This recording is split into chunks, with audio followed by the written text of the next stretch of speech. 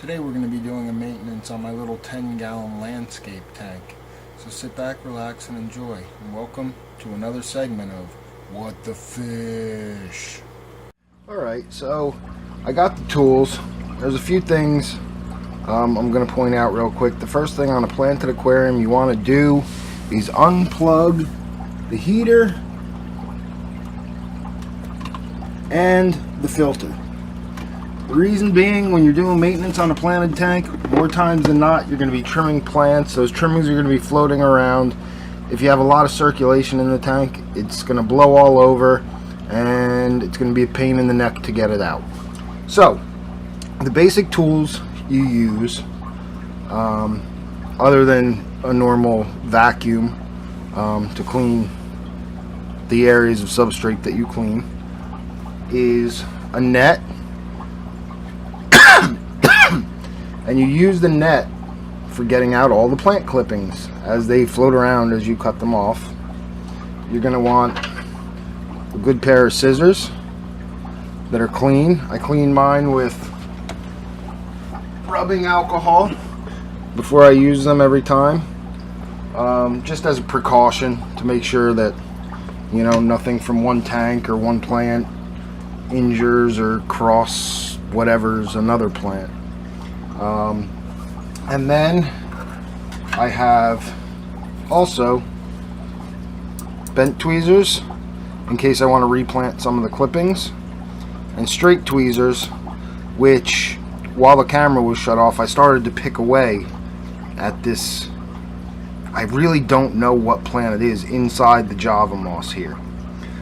There were some seeds that I got off of Wish, a phone app, and you started them out of water and then filled the tank over top of them. I guess the idea being that they would root themselves into the substrate or wherever you started the seeds, and they did do that. But then once I filled the tank with water and it started circulating, it went everywhere, and it is just growing crazy. I've always heard how difficult it was in a low-tech tank, which this is. There's no CO2 in here, to get a carpeting plant. And this plant is just, I mean, I put it here in the center of this stump. There was a hollow out. This is a fake stump. A hollow out. I put some seeds in there to grow. I put some in a small section of this little glass globe on the side, and that's it. The rest that you see all over this tank spread from those two little pieces that I put in. So yeah, this plant's really grown out of control. It's actually choked out a Java fern that I had in the center of that globe, which, as you see, the fish kind of like going in there as a hiding place. Kind of strange, but just a little sidebar. And on the top, I noticed you can't really see it on camera, but I have a canopy that's growing above the water where this stump reaches above the water level, and the Java moss is actually growing up towards the light off of the top of it. It looks really cool, and I really like how, as the Java moss spread out, this other plant got caught in it. And when you're looking at it, not through the camera but at eye level, because it's at the end of my couch, it looks like a tree with that as a top, and then this here kind of like originally looked like moss just filling in and climbing up the tree. Of course, here too, this stuff has really gotten out of control. So back to the point of the video. So we're going to do a maintenance on the tank rather than just change water, which we do on a weekly basis. We go in and kind of, in the fashion of like a bonsai tree, we go in with a plan of what we want the end product to look like. Now, this isn't just vacuuming a regular fish only tank, and like I said, this is my first landscape tank, so I'm learning here too. Obviously I learned that This plant I got off Wish is very invasive, but most of my subject plants here have actually grown above it, with the exception of a couple of small Java moss pieces that I put in here that have been choked out. There's one back in the back corner back there. I don't know if you can even see the leaves just coming out the top. And then there's one in the back behind the globe that's it's growing pretty well. But this stuff has really shocked me as to how much it has grown, because I was basing my assumption on the fact that everything I read and everything I saw had told me how difficult it was to get a carpeting plant in a low-tech system. So now let's get started on the actual maintenance. So what you're going to do, or what I do, and you know, everybody does it, I guess, their own way, a little bit different. I have an idea of what I'm looking for. The first thing I want to do is I want to clear the passage for the filtration. Right, so this is the filter intake down here. So I'm just going to kind of pull it away with the net, try and stir it up as little as possible. And as I stir it, I'm going to try and at the same time get it to go into the net and get as much of that out as I can. Because like I said, this stuff is far more invasive than I thought it was going to be. And although I wanted it to carpet, I didn't want it to carpet everything or everywhere, which it pretty much has. So then I kind of go through and I chase it around, picking at it, pulling at it, whatever it takes. I get a net full, and then I have a bucket that I throw all these plants into, and they go into another tank I have, where this stuff kind of floats around like duckweed on the surface. And in that tank I'm breeding guppies right now, so they enjoy the roots hanging down. They go and hang out in them, the babies hang out in them, provides shelter for them, sort of like a sanctuary away from the adults where they may get eaten. And you just keep going.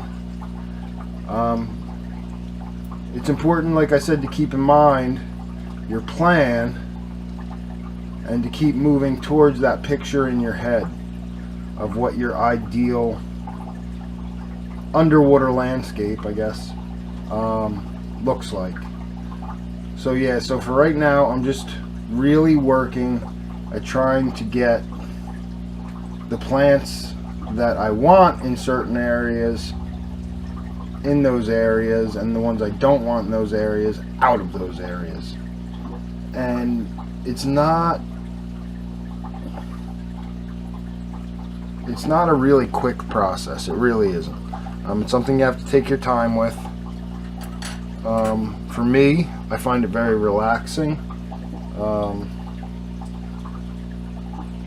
It has very much an artistic side to it, because like I said, you're always chasing that picture in your head.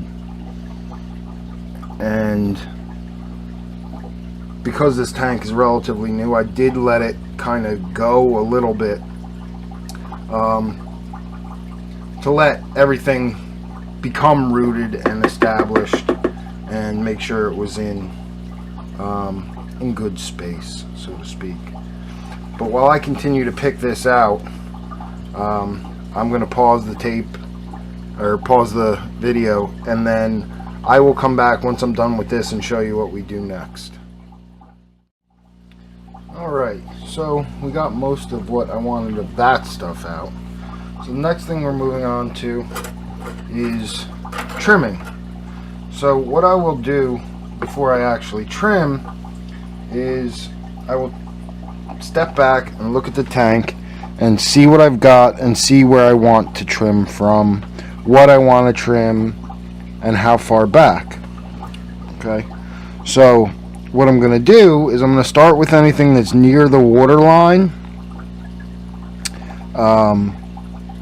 and trim that back first,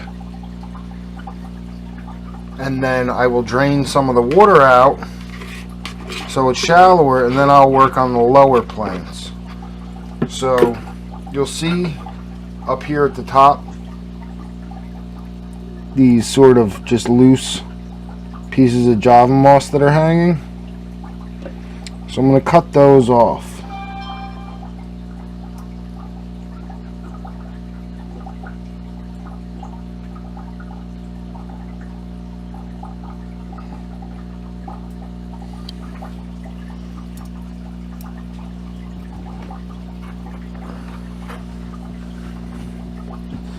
And again, you want to get in there with your net right behind it. Kind of stir up what you cut off, get it in the net so it's not floating around your tank and you don't end up with this huge mess.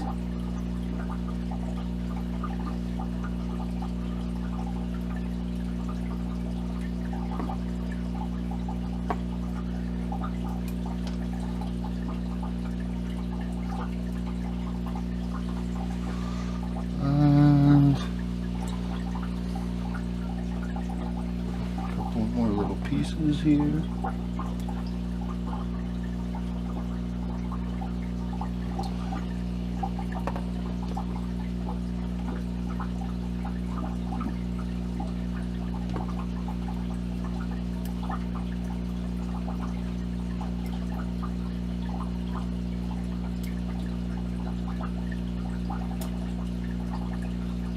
And this part here, because of the way Java moss grows, I think of it like a haircut from my tank.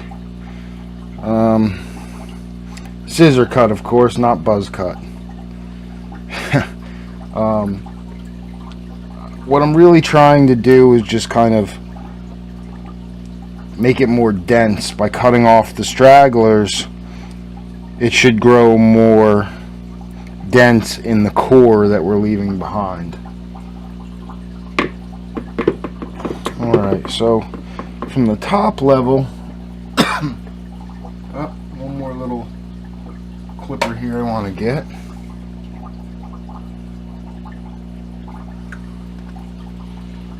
Alright, so now I got the stuff basically from the midway line of the tank up that I wanted trimmed. I got taken care of. So now I'm going to take my siphon,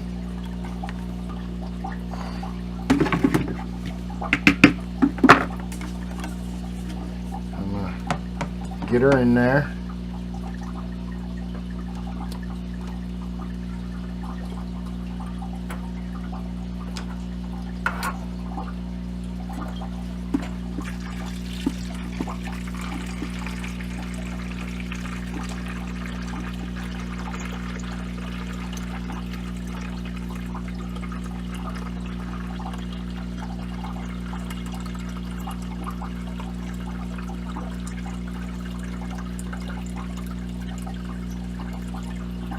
and you'll see here, all I'm basically doing is stirring the top layer of sand up to get that white color back.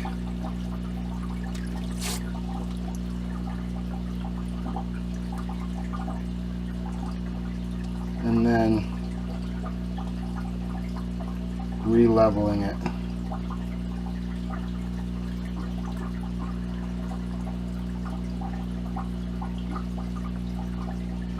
And you can see my snail buddies all kind of taking a ride there.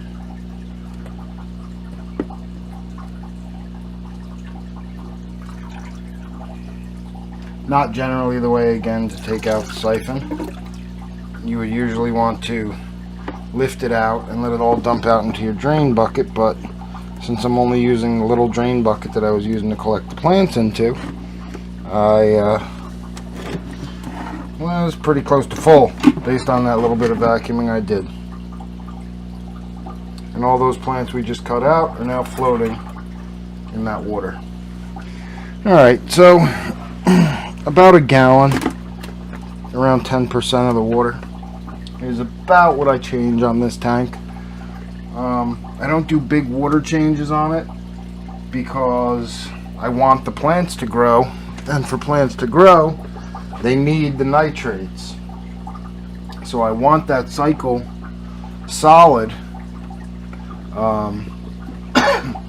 so that they excuse me, so that they will get the proper amount of nutrients without me having to add, you know, fertilizer pellets or you know, any of the other forms of fertilization inside of a fish tank, because as you can see, I got a pretty decent amount of guppies in here, so I don't want to do anything that could potentially harm them. I'm very big on nature being natural, and although fish in glass boxes is not natural, we as fish keepers kind of take on a responsibility of providing a fish with an environment that they can be happy in and that they can thrive in. So I don't like to use chemical fertilizers. I don't really like to use many chemicals at all. If you've seen any of my other channels, you'll notice a lot of my tanks use sponge filters, excuse me, sponge filters, bed filters, things that basically rely on nature to do the cleaning work rather than chemical filtration, carbon, you know, pH adjusters, you know, all the other different chemicals. There is one chemical that I use when I do water changes. I use Stress Coat, but the main ingredient in that is aloe, and that's a plant I propagate myself anyway, and I use it personally to kind of, you know, take care of burns or whatever may have you. So I figure maybe it works the same for fish, or at least that's the idea anyway, and it's pretty natural. Maybe not in its natural form. I'm not going to take an aloe leaf and squeeze it into the tank, but I think you get the gist of what I'm saying.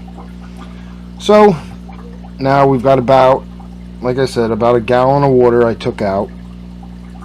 I did my trimming that was above the water line and around the water line. I brought it down. That's about as much water as I'm going to change, but I'm not done trimming yet.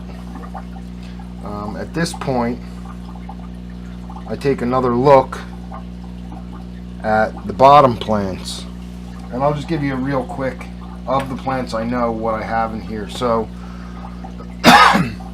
we're going to start over here with this Anubias.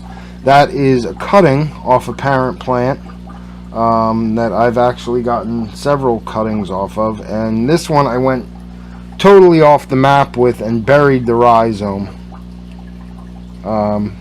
with just the very tip sticking out. It only had 2 leaves on it when I clipped it, maybe 3.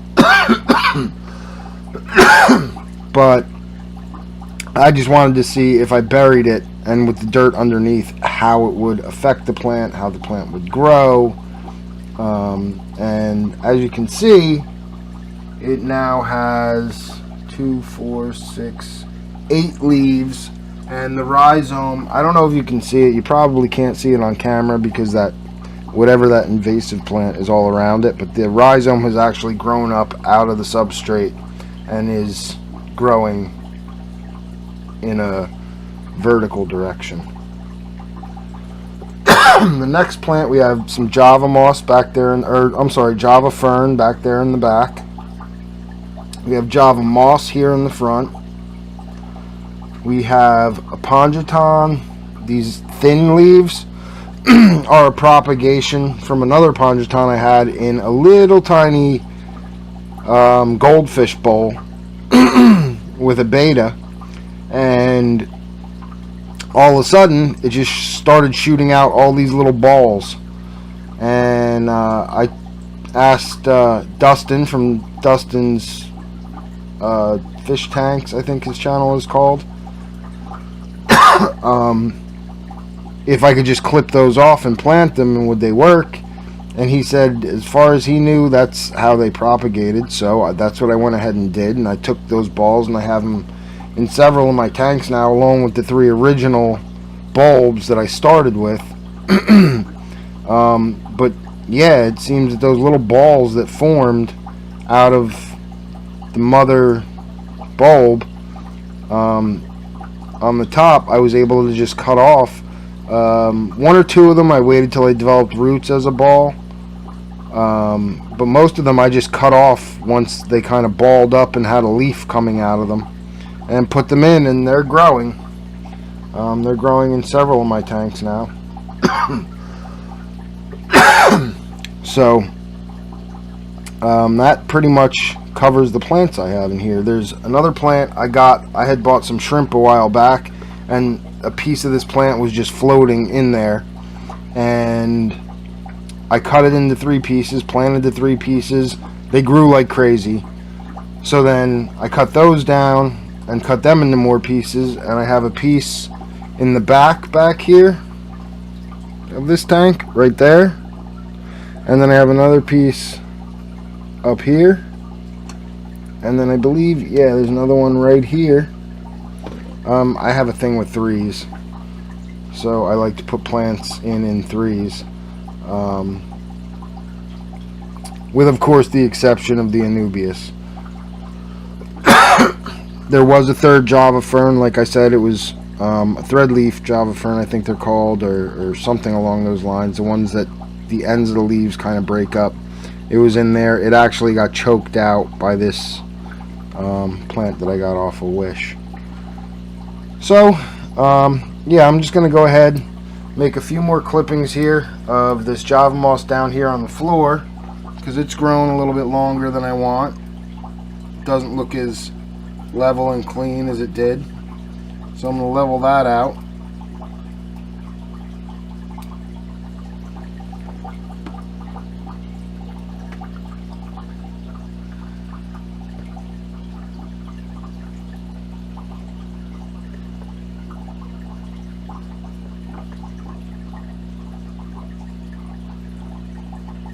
And I want to get rid of anything that looks dead or dying, like this leaf right here and this leaf right here, which are the 2 original leaves off of that Anubias. They were getting shaded out, I think, by other leaves, or they just didn't like the parameter switch when they came into here, or whatever the case was. They were getting holes in them, they didn't look good anymore, so we take them off. Alright, and that's pretty much how the maintenance of a planted tank goes. If you have any questions, drop them in the comments. If you liked what you saw, give me a thumbs up, and go ahead and subscribe. Look forward to talking to you guys next time.